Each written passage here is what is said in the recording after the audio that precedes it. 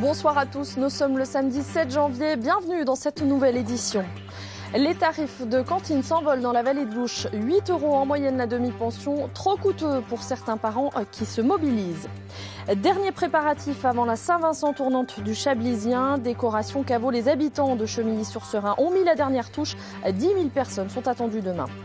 Et puis en foot, Dijon se relance et Auxerre confirme victoire des deux clubs bourguignons. Le résumé et les réactions de cette 23e journée de Ligue 2 dans ce journal. Decize a désormais son espace. Charlie Hebdo, un mois jour pour jour après les attentats survenus à Paris, la ville a inauguré ce matin un lieu qui rend hommage aux victimes. Cet espace en cours d'aménagement sera terminé dans 2 mois. Il a été imaginé avec les habitants du quartier, un lieu d'échange et de mémoire, comme nous l'explique Alain Lassus, le maire de Decize. On l'écoute. On a choisi d'intituler cet espace Charlie Hebdo parce que c'est un espace qui a été préparé en participation avec les habitants du quartier qui souhaitaient avoir juste derrière l'école maternelle un espace intergénérationnel. Donc cet espace, il va y avoir des jeux pour les jeunes enfants, un boulodrome, il y a un terrain de football. Donc c'est un espace où les gens pourront passer, discuter, échanger. Et je pense que quelque part c'est aussi ça, ce qui doit ressortir du 7 janvier 2015, c'est l'idée qu'on doit parler, on doit communiquer, on doit échanger et qu'on doit peut-être effectivement vivre autrement. Le coût de la cantine suscite une levée de bouclier dans la vallée de l'Ouche. Depuis septembre, les tarifs ont augmenté jusqu'à 8 € la pause repas. Résultat, une restauration scolaire la plus chère de France, plus chère même qu'à Neuilly-sur-Seine. Caroline Jouret et Daniel Vaccin. Une cantine à prix prohibitif, à tel point que de nombreux parents d'élèves ont décidé de s'organiser comme cette mère de famille pour que leurs enfants puissent manger à la maison à midi, quitte à devoir revenir du travail et repartir ensuite. J'ai reçu une facture de 421 € et des poussières, donc évidemment la surprise a été de taille. Une surprise partagée par tous les parents d'élèves, ce qui les a amenés à se mobiliser.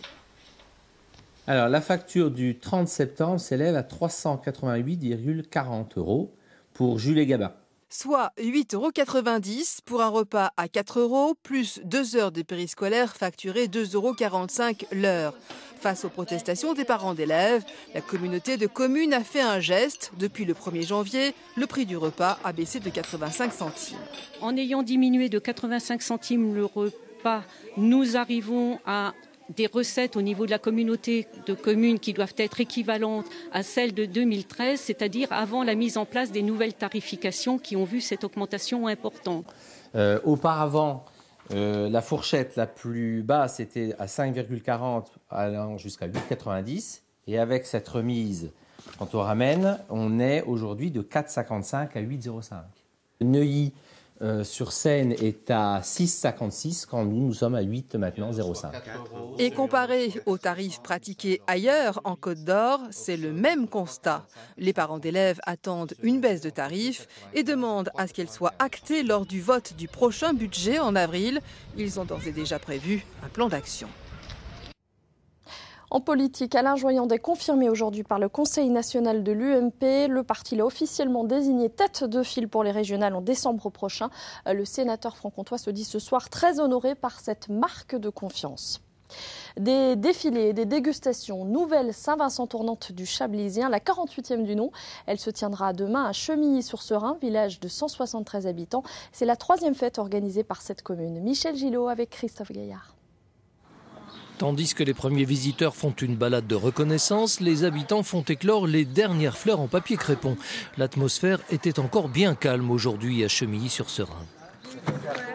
Aujourd'hui, c'est encore ouvert à la circulation, donc c'est plus facile pour faire le tour du village. Et dès demain matin, à 5 h du mat, là, faudra être sur le pied de guerre pour recevoir tout le monde avec la belle journée qui nous attend. Le temps froid sera un atout pour les parkings à l'entrée du village. Pas de risque de s'y embourber. Quant aux caveaux, ils sont tous équipés de parquets et seront chauffés. Aujourd'hui, un seul accueillait du public. On y a donc servi les premiers verres de cette cuvée de la 48e Saint-Vincent tournante du Chablisien. La cuvée, c'est donc un assemblage des vins des viticulteurs qui produisent sur la commune de Chemilly. Bien évidemment, il n'y a pas que des gens de Chemilly qui ont offert de leur vin. Et cette cuvée, elle représente environ 10 000 bouteilles, peut-être un petit peu plus. Et elle sera donc offerte toute la journée demain aux gens qui auront fait l'acquisition d'un verre au nom de la Saint-Vincent de Chemilly 2015. Demain, la journée s'ouvrira sur la cérémonie religieuse à 9h, suivie du traditionnel défilé de la Saint-Vincent. Allez, autre idée de sortie ce week-end, le festival Honorir à Givry, où quand le plaisir du vin et l'humour se rejoignent. Bonsoir Stéphane Robert.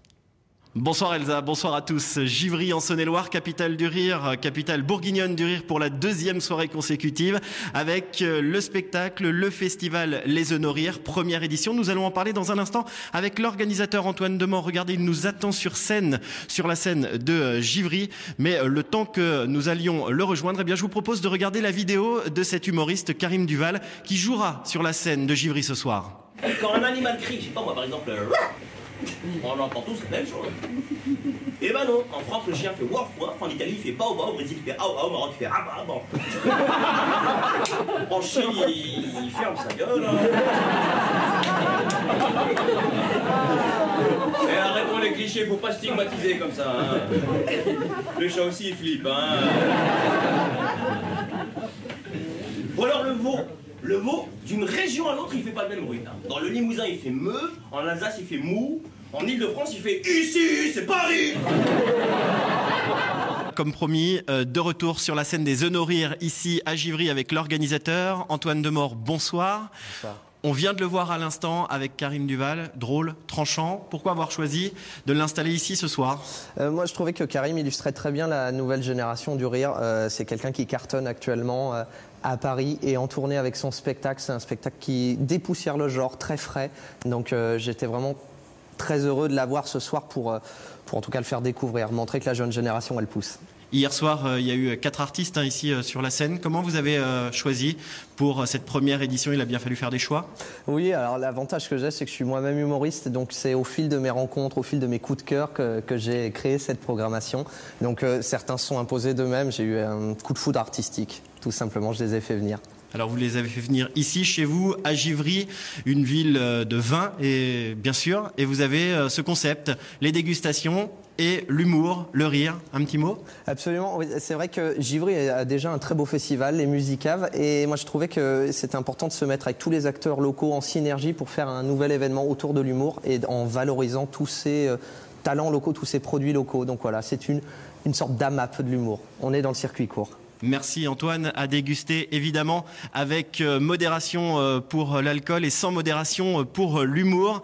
Les dégustations vont se poursuivre jusqu'à 20h30 à peu près, l'heure de débuter le spectacle pour une 2e soirée bien riche en rire, bien sûr, ici aux Honorir à Givry. C'est bien noté, merci Stéphane. En football, Dijon se replace dans la course à la montée. Le DFCO retrouve le podium après avoir battu Sochaux grâce à un but dans les arrêts de jeu. Dijon met fin à une série de 5 défaites consécutives. Marilyn Barat et Damien Bézen. C'est un but libérateur pour le DFCO. Dans les ultimes secondes des arrêts de jeu et en deuxième intention, Jérémy Bella soulage son équipe en poussant cette balle au fond alors que la frappe de Julio Tavares était repoussée par le poteau. In extremis, la chance sourit aux Dijonnais après leur avoir fait défaut pendant toute la première heure de jeu. Dominateurs, ils enchaînent les occasions mais pêchent dans la finition quand ce n'est pas la transversale qui les empêche de concrétiser. Mais pas de découragement, l'attitude reste combative, ce qui a plu aux tacticiens dijonnais. On a été plus solide que l'adversaire sur les duels. Après, un peu plus attentif sur les deuxièmes ballons. Et puis après, effectivement, on n'a pas eu peur de jouer, même si le terrain se dégradait petit à petit. Mais aujourd'hui, oui, j'ai retrouvé mon équipe. En plein doute, les Dijonnais restaient sur 5 défaites consécutives, toutes compétitions confondues. Les Sochaliens n'ont pas su profiter de cette mauvaise passe. Ils n'ont eu qu'une seule occasion dangereuse à la 86e minute, sur cette frappe de Cacérès, l'ancien Dijonnais. L'arbitre n'accorde pas ce but, à juste titre. On avait mis un plan de jeu en place, notamment sur les ressorties de balles, et on ne l'a pas fait du tout, pratiquement pas. Pendant les 45 premières minutes, ça a été beaucoup mieux dans la dernière demi-heure, en passant par les latéraux, mais c'était trop insuffisant. Et quand on est capable d'arriver à amener le ballon sur les côtés, les centres finissent derrière le but. Donc à partir de là, c'est difficile de pouvoir créer le danger, de marquer des buts. Dijon renoue avec sa spécialité de première partie de saison, une victoire 1-0, suffisante pour souffler la 3e place du classement à Sochaux. Les Francs-Comtois, quant à eux, redescendent à la 5e position. Voilà, Dijon qui repart et Auxerre qui enchaîne 10e match sans défaite pour les joueurs de Jean-Luc Vanucci qui ont gagné hier soir à Valenciennes 2-1. On ne les arrête plus. Depuis le 31 octobre, les Auxerrois ne perdent plus et n'en finissent plus de remonter. Une course-poursuite comme hier à Valenciennes, car ce sont bien les hommes de Casoni qui tirent les premiers par Rydel Poépon dès la 4e minute. Mais la GIA a de la ressource et du répondant. Sur ce corner à la 78e minute, Yanis Bombo, tout juste entré en jeu, profite du cafouillage pour égaliser 1-1. À peine 2 minutes plus tard, Cheikh Diarra crochette le gardien et offre la victoire à la GIA 2-1. On a le luxe aujourd'hui, on va recevoir Troyes, on va recevoir Angers, on va recevoir Sochaux. Donc on se permet d'avoir des matchs super intéressants à jouer. Et c'était l'ambition qu'on avait, c'était sur cette deuxième partie, ne pas être dans le ventre mou et ronronner. C'était de se donner les moyens de jouer des matchs très intéressants et de remplir un peu plus la baie des Champs si possible. Voilà les Auxerrois revenus à la 7e place du classement, à 4 points du podium, 4 points du 3e, le DFCO. Changement de décor, l'événement du week-end, c'est la Transjurassienne. 3500 skieurs sont attendus demain. Émission spéciale sur France 3 à 10h50. Les meilleurs moments du week-end à 16h20. Vanessa Hirson nous fait découvrir ce soir l'une des étapes de la course, la montée des opticiens en Rousse. Regardez.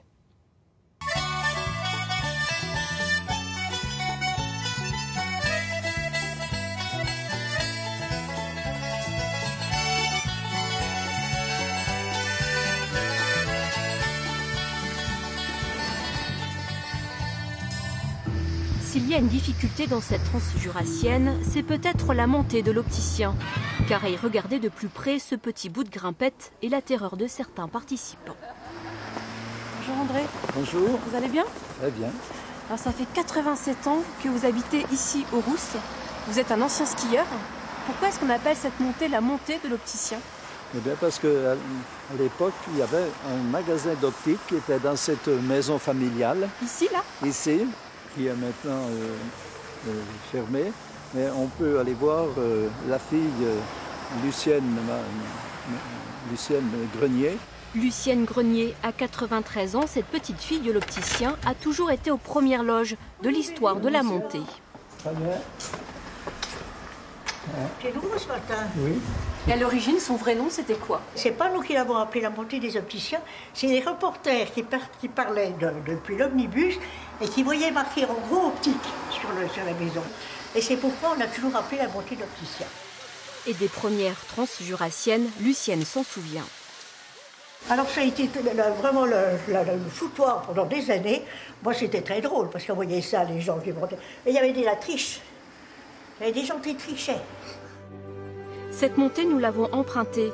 Et au bout, un ancien champ de bataille, avec les ruines des lignes de défense militaires napoléoniennes, dont une redoute. C'est un monticule où les soldats se mettaient à l'abri pour tirer contre l'ennemi. Il y avait des tranchées et la transjurassienne passe juste en dessous. Des décennies plus tard, ce lieu est le théâtre d'un autre combat, celui des concurrents des compétitions de ski. Il y a eu les courses de ski de fond qui ont été organisées sur ce plateau avec des courses internationales.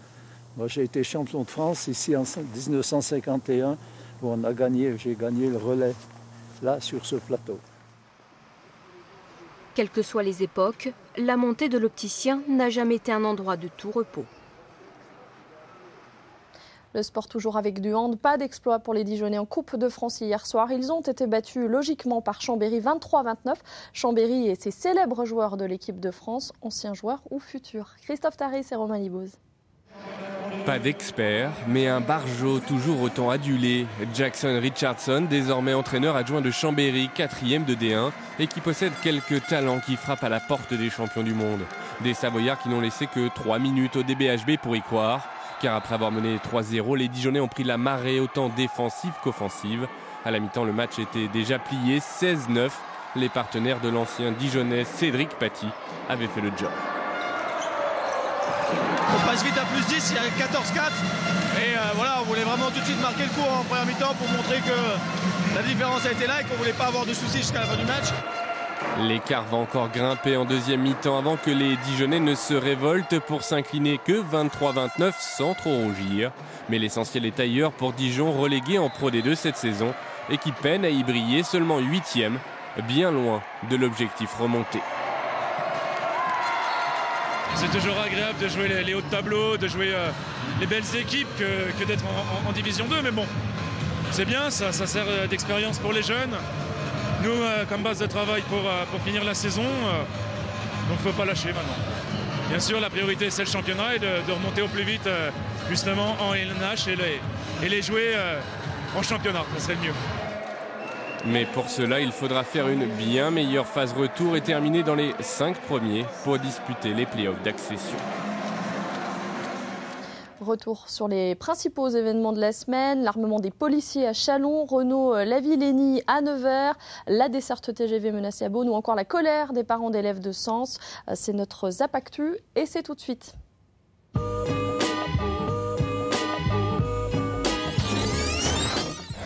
Les parents d'élèves réunis ce matin à la mairie en ont assez du provisoire qui dure depuis mars 2014 et l'incendie de l'école maternelle Paul Bert. Les 128 enfants sont scolarisés dans une autre école de la ville, une école élémentaire pas prévue pour accueillir des maternelles. Les enfants d'aujourd'hui, ils n'ont pas de toilettes à l'intérieur. Il faut qu'ils sortent en cours pour faire leurs toilettes. La maire de la ville, Marie-Louise Faure, explique que des aménagements ont déjà été réalisés. On ne peut pas continuer à penser que d'un coup de baguette magique, on peut, chaque fois que quelque chose est brûlé, saccagé, vandalisé, eh bien on reconstruit. Les projections les plus optimistes donnent une réouverture de l'école Paul Bert à la rentrée 2017. Nous avons fait le choix de commander des gilets pare-balles à port discret, c'est-à-dire que nous pouvons le porter sous les habits comme sur les habits. La police municipale de Chalon-sur-Saône était déjà équipée de ces protections pour les interventions de nuit. Au lendemain des attentats terroristes de janvier dernier, la mairie a passé commande pour étendre ce dispositif aux interventions de jour. Un investissement d'un peu plus de 10 000 €. On sait très bien qu'un uniforme aujourd'hui dans un contexte de violence peut devenir une cible et par conséquent le minimum qu'on puisse assurer à nos agents c'est d'assurer leur protection dans leur mission quotidienne. Je vous demande d'accueillir notre recordman du monde, Renault-Lavillenie. Un tonnerre d'applaudissements pour un champion hors norme. Pour ces 150 enfants, la venue du recordman du monde du saut à la perche est un moment inoubliable. Le champion olympique s'est prêté à une séance de dédicace littéralement prise d'assaut par les enfants. C'est important je pense déjà de faire connaître notre sport et après de pouvoir le rendre un peu plus accessible parce que c'est pas facile. Quelques jeunes du club de Cercy-la-Tour ont même pu démontrer leurs habiletés devant le champion d'Europe en titre. Le 1er janvier 2016, fini les annonces TGV dans la gare de Beaune. La SNCF a en effet projeté de supprimer cette desserte. Pour les acteurs économiques et le maire, cette décision est un très mauvais signal envoyé à tout le secteur du tourisme beaunois et à ses 1 500 000 visiteurs par an. Nous nous trouvons en tant que chef d'entreprise devant le fait accompli, d'une situation qu'on ne comprend pas compte tenu des enjeux que nous avons effectivement sur ce territoire, à la fois par rapport à l'œnotourisme, à la fois par rapport à l'économie de ce territoire. Les mairies de Beaune et de Châlons ne comptent pas en rester là et vont demander à la SNCF le maintien de cette ligne et de surcroît avec des changements d'horaire. Il est 19h, le thermomètre affiche -1 degré. Le SAMU social débute sa maraude, désormais quotidienne. Un renforcement de la mobilisation décidé par la préfecture dans le cadre du plan grand froid. De se mobiliser tous les soirs, de venir voir mes bénéficiaires, de leur apporter un peu de soutien, un peu d'écoute et une petite soupe, un petit café. Le plan grand froid est activé dès que les températures sont négatives, plus de 3 nuits de suite. L'accueil dans les centres d'hébergement est également renforcé. En plus des 15 places habituelles, ce centre a installé des lits supplémentaires. 14-18, 100 ans après, dans l'Oise, nous avons vu hier que les Allemands ont occupé de nombreuses carrières pendant la guerre. Et ils ont utilisé leurs pierres pour fabriquer des sépultures en l'honneur de leurs camarades tués au combat. Dominique Patinec.